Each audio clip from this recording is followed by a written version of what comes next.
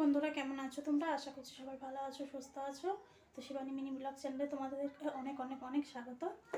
দেখো, সকালবেলা আমার স্নান ছাড়া হয়ে গেছে। স্নান সেরে ভগবানকে জল খাবার দিয়ে এখন আমি নিজেদের খাবার তৈরি করব।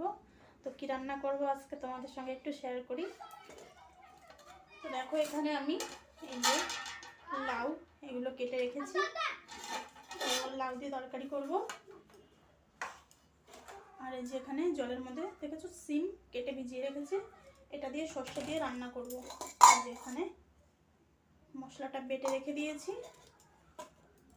তো একটু পরে রান্না বসাবো, এখনও রান্নাটা করবো না। এত সকাল সকাল রান্না করলে না ঠান্ডা হয়ে যায় খাবারটা।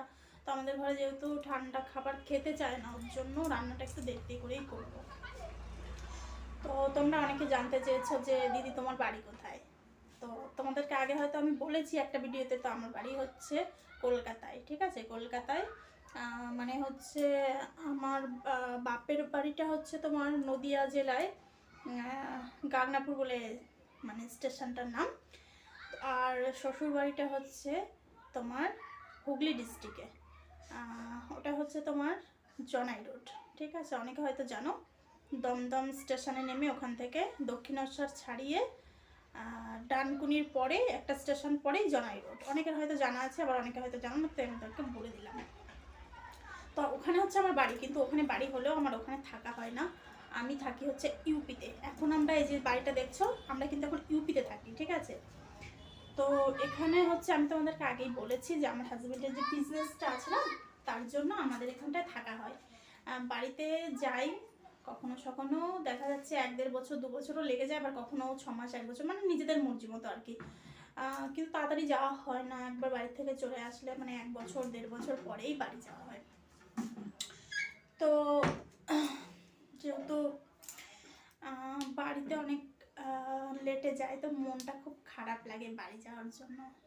নিজের বাড়ি নিজের ঘর কার না ভালো লাগে বলো।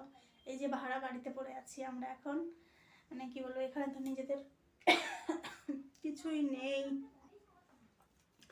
নিজেদের এখানে কিছুই নেই। যে বাড়িটা দেখছো, এটা তো ভাড়া বাড়ি। ভাড়া বাড়িতে আমরা থাকি, আমাদের নিজস্ব কিছু নেই বন্ধুরা। আমরা খুব গরিব। কি বলবো, তোমরা হয়তো বিশ্বাস করবে না, এটা কিন্তু সত্যি বাস্তব কথা।